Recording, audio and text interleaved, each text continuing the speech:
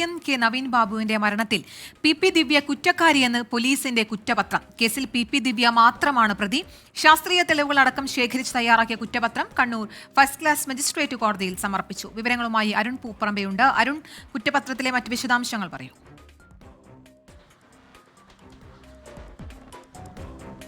അല്പസമയം മുമ്പ് അന്വേഷണ ഉദ്യോഗസ്ഥൻ ആയിട്ടുള്ള ഇപ്പോൾ നമുക്കറിയാം കുറ്റപത്രം സമർപ്പിച്ച ശേഷം അന്വേഷണ ഉദ്യോഗസ്ഥൻ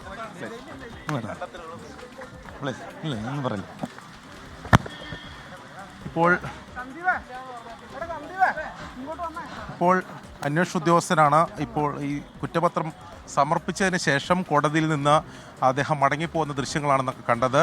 അന്വേഷണ ഉദ്യോഗസ്ഥനായിട്ടുള്ള കണ്ണൂർ ടൗൺ SHO ശ്രീജിത്ത് കൊടേരിയാണ് ഇപ്പോൾ കോടതിയിൽ കണ്ണൂർ മജിസ്ട്രേറ്റ് കോടതിയിൽ കുറ്റപത്രം സമർപ്പിച്ചതിന് ശേഷം ഇപ്പോൾ പുറത്തേക്ക് പോയിട്ടുള്ളത്.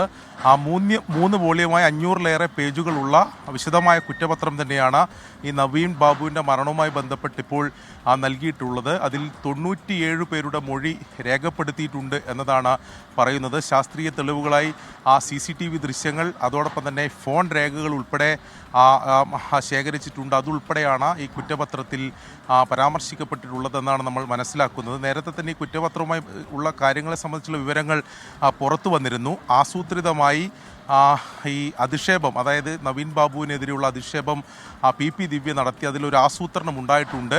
നേരത്തെ തന്നെ ഈ ജില്ലാ കളക്ടറുടെ സ്റ്റാഫിനെ വിളിച്ച് ഈ യാത്രയപ്പ് പരിപാടിയുമായി ബന്ധപ്പെട്ട വിവരങ്ങളൊക്കെ ശേഖരിക്കുകയും ചെയ്തു. അതിനുശേഷം പ്രാദേശിക ഒരു ചാനലിനെ ദൃശ്യങ്ങൾ പകർത്തുന്നതിന് വേണ്ടി നിയോഗിച്ചു. അവർ ദൃശ്യങ്ങൾ പകർത്തി PP ദിവ്യക്ക് അയച്ചു കൊടുത്തു. അത് PP ദിവ്യ തന്നെയാണ് ഇത് മറ്റുള്ളവരിലേക്ക് പ്രചരിപ്പിക്കുകയും ചെയ്തത്. അങ്ങനെ ഒരു ആസൂത്രണം ഇതിൽ ഉണ്ടായിട്ടുണ്ട് എന്ന കാര്യം നേരത്തെ തന്നെ അതിൻ്റെ വിവരങ്ങളൊക്കെ പുറത്തു വന്നിരുന്നു. ഈ കേസിൽ PP ദിവ്യ മാത്രമാണ് പ്രതി, മറ്റൊരു പ്രതി ഈ കേസിലില്ല. നേരത്തെ കൂടുതൽ പേരെ പ്രതി ചേർക്കണമെന്ന ആവശ്യം നവീൻ ബാബുവിൻ്റെ കുടുംബം ഉൾപ്പെടെ ആവശ്യപ്പെട്ടിരുന്നു. അത്തരം കാര്യങ്ങൾ കോടതിയിൽ ഉൾപ്പെടെ അവർ ചൂണ്ടിക്കാണിക്കുകയും ചെയ്തിരുന്നു.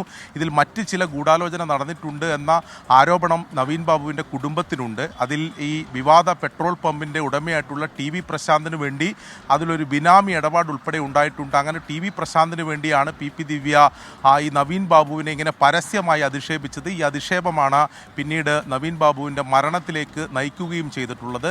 അങ്ങനെ TV പ്രശാന്തിനെ പ്രതി ചേർക്കണമെന്നുണ്ട്. അതോടൊപ്പം തന്നെ ഇതിൽ ചില വ്യാജ കൈക്കൂലി പരാതികൾ സൃഷ്ടിച്ചു എന്ന കണ്ടെത്തലുകളുണ്ട്. അതിൽ ഈ മുഖ്യമന്ത്രിക്ക് നൽകിയിട്ടുള്ള പരാതി വ്യാജമാണെന്നും വിജിലൻസിന് നൽകിയെന്ന് പറയുന്ന പരാതി വ്യാജമാണെന്നൊക്കെ ഔദ്യോഗികമായി തന്നെ സ്ഥിരീകരിച്ചതാണ്. അപ്പോൾ ആ രീതിയിലുള്ള തലങ്ങളിലുള്ള അന്വേഷണം പോയിട്ടില്ല എന്നുള്ളത് കുറ്റപത്രത്തെ സംബന്ധിച്ച് വരും ദിവസങ്ങളിൽ വലിയ രീതിയിൽ ചർച്ച ചെയ്യപ്പെടും. ഇതിൽ പ്രത്യേക അന്വേഷണ സംഘത്തിൻ്റെ അവരുടെ അന്വേഷണത്തിൽ തൃപ്തിയില്ല എന്ന് കുടുംബം ഇതിനകം തന്നെ അറിയിച്ചതാണ്. എന്തായാലും ഈ കേസിൽ നിർണായകമായിട്ടുള്ള കുറ്റപത്രം ഇപ്പോൾ കണ്ണൂർ മജിസ്ട്രേറ്റ് കോടതിയിൽ അന്വേഷണ സംഘം സമർപ്പിച്ചിരിക്കുകയാണ്. അരുൺ, ഈ കുറ്റപത്രവുമായി ബന്ധപ്പെട്ട് അതിൽ കുറേ വിവരങ്ങൾ കൂടി പറയുന്നുണ്ടല്ലോ. ADMK നവീൻ ബാബു അദ്ദേഹത്തിൻ്റെ മരണത്തിന് മുമ്പ് അദ്ദേഹം റെയിൽവേ സ്റ്റേഷനിലെത്തിയത്, ഓൺലൈൻ ആപ്പ് വഴി ടിക്കറ്റ് ബുക്ക് ചെയ്തത്, അങ്ങനെ ചില കാര്യങ്ങളൊക്കെ കൂടി ഇതിൽ പറയുന്നുണ്ടല്ലോ.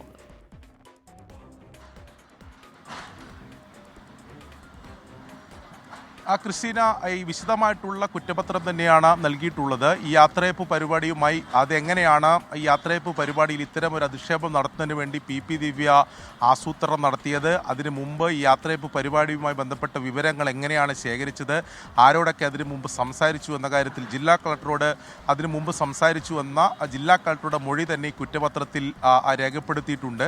അതോടൊപ്പം തന്നെ ഈ ജില്ലാ കളക്ടറുടെ സ്റ്റാഫിനെ ഒന്നിലേറെ തവണ PP ദിവ്യ വിളിച്ച് പരിപാടിയുമായി ബന്ധപ്പെട്ട വിവരങ്ങളൊക്കെ ശേഖരിക്കുകയും ചെയ്തിട്ടുണ്ട്. അതിനുശേഷമാണ് ഈ യാത്രയപ്പ് പരിപാടിയിൽ കൃത്യമായ ലക്ഷ്യത്തോടെ PP ദിവ്യ എത്തിയതെന്നാണ് കുറ്റപത്രത്തിൽ പറയുന്നത്. അങ്ങനെ അതിൽ അധിക്ഷേപ പ്രസംഗം നടത്തുന്നു, അത് ചിത്രീകരിക്കുന്നു. പിന്നീട് നവീൻ ബാബു ജില്ലാ കളക്ടറുടെ ചേംബറിലെത്തിയിട്ടുണ്ട്. അത് ജില്ലാ കളക്ടറുടെ മൊഴിയാണ്, കൃത്യമായ മൊഴിയിൽ പറയുന്നുണ്ട്. അതിനുശേഷം നവീൻ ബാബു ADMൻ്റെ ഔദ്യോഗിക വാഹനത്തിൽ മുനീശ്വരം കോവിൽ, അതായത് റെയിൽവേ സ്റ്റേഷൻ സമീപമുള്ള മുനീശ്വരം കോവിൽ നാഗർകോവിൽ പോകുന്നു. അതിനു മുമ്പ് തന്നെ ഈ ടിക്കറ്റ് ഓൺലൈനിലൂടെ ബുക്ക് ചെയ്തതാണ്. അതിനുശേഷം റെയിൽവേ സ്റ്റേഷനിലെത്തുന്നു. തിരിച്ച് വീണ്ടും അദ്ദേഹം തിരിച്ച് അദ്ദേഹത്തിൻ്റെ ക്വാർട്ടേഴ്സിലേക്ക് വരികയാണ്. ട്രെയിനിൽ പോകാതെ ക്വാർട്ടേഴ്സിൽ വരിക. അങ്ങനെ ഈ അന്വേഷണത്തിൽ കണ്ടെത്തിയിട്ടുള്ള അതിൻ്റെ എല്ലാ കണ്ടെത്തലുകളും വിശദമായി തന്നെ ഇതിൽ പരാമർശിച്ചിട്ടുണ്ട്. പക്ഷേ അപ്പോഴും ഈ കേസിൻ്റെ അന്വേഷണത്തിൽ എത്രത്തോളം നവീൻ ബാബുവിൻ്റെ കുടുംബം ഉൾപ്പെടെ തൃപ്തി പ്രകടിപ്പിക്കുമെന്ന കാര്യത്തിലൊക്കെ സംശയമുണ്ട്. കാരണം ഇതിൽ അവർ ആവശ്യപ്പെട്ടതുപോലുള്ള ഒരു അന്വേഷണം നടന്നോ എന്നത് സംശയമാണ്. പ്രത്യേകിച്ച് ഇതിൽ അവർ സംശയിച്ചിരുന്നത് അല്ലെങ്കിൽ അവർ ആരോപിച്ചിരുന്നത് ഇതിൽ PP ദിവ്യ മാത്രമല്ല ഈ വ്യാജ കൈക്കൂലി പരാതികൾ സൃഷ്ടിച്ചതിൽ കൂടുതൽ ആൾക്കാർക്ക് പങ്കുണ്ട്. അതിൽ ഉന്നത തലത്തിലുള്ളവർക്ക് പോലും പങ്കുണ്ട്. ആ രീതിയിൽ അന്വേഷണം നടക്കണം. അതോടൊപ്പം തന്നെ ഒരു ബിനാമി നെക്സസ് ഇടപാടിൻ്റെ ഭാഗമായി പെട്രോൾ പമ്പിൻ്റെ ബിനാമി നെക്സസ് ഇടപാടിൻ്റെ ഭാഗമായിട്ടാണ് നടന്നത്.